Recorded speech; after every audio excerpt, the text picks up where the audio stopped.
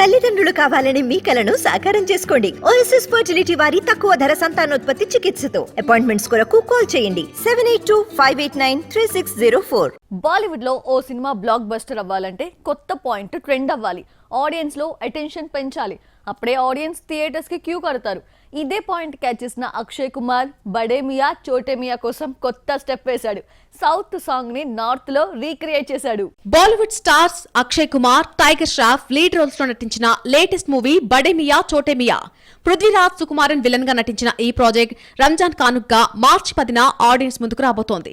ఇప్పటికీ ప్రమోషన్స్ మొదలుపెట్టిన యూనిట్ తాజాగా మస్త్ మల్లంగా జూమ్ అనే ఒక సూపర్ సాంగ్ ని రిలీజ్ చేసింది. ఇందులో అక్షయ్ టైగర్ వేసిన హుక్ స్టెప్ నెట్టింట హాట్ టాపిక్ గా మారింది. మస్త్ మల్లంగా జూమ్ పాట చూసిన వారికి RRR లోని నాటు నాటు సాంగ్ గుర్తుకొస్తుంది. చెర్రీ తారక్లు ఈ పాటకి సూపర్ గా డాన్స్ చేశారు, ఆడియన్స్ ని థ్రిల్ చేశారు. అందుకే ఈ సాంగ్ ఆస్కార్ గెలుచుకుంది.